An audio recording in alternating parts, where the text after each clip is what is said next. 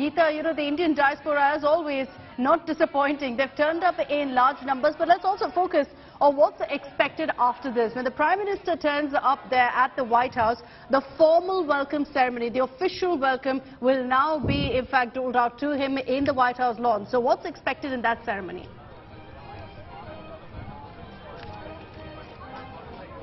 Well, if I got your question correctly, there is a lot of disturbance when it comes to the audio. What is expected here at the White House after the talks is what you're asking.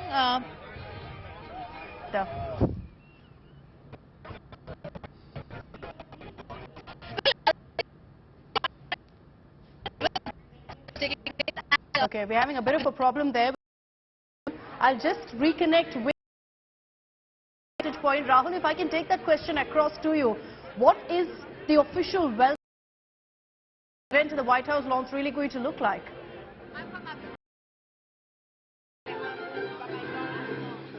So there'll be a ceremony which will include a 21-gun salute.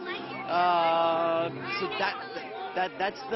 that's the most substance piece, that's the more form part of the event today, and therefore, as the Foreign Secretary said during his press conference, a mix of form and substance. The music, the people, that's just the warmth of the ties, but the jet engines, the Predator drones, space technology collaboration, building on ISET. ISET is the initiative for critical and emerging technologies.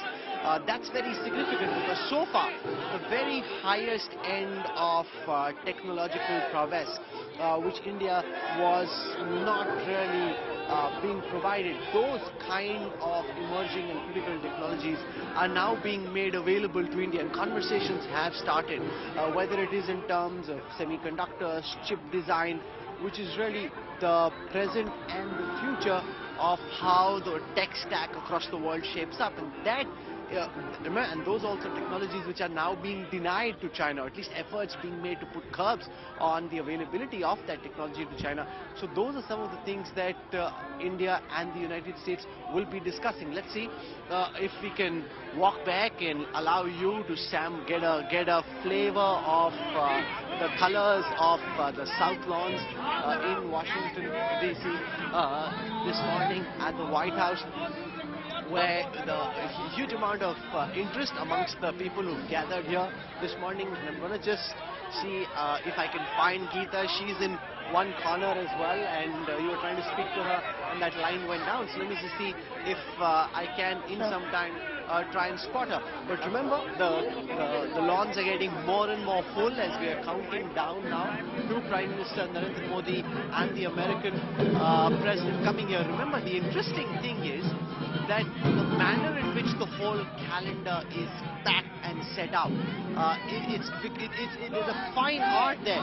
You know, the amount of things that they're being able to pack in, the kind of meetings with politicians, think tankers, people in the health sector, that's not very easy to make happen on a very, very tight timeline and a very condensed schedule.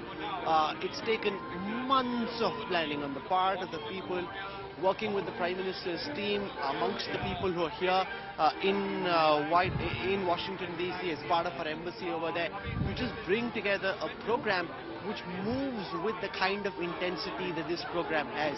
And you know, we've heard Micron announce that they'll be investing $850 million in India for semiconductor chip design. That's a very big announcement. Remember, the likes of Rajiv Chandrasekhar, Ashwani Vaishnav have been talking about this, ministers, about, you know, it's not just that they've announced a scheme for semiconductors, but also to see that talk translate into action. And we've seen with Micron making this announcement, that's a very, very significant announcement that's happened. The chief executive of Micron met with Prime Minister Modi yesterday when he came into Washington DC, and soon after this announcement's been made.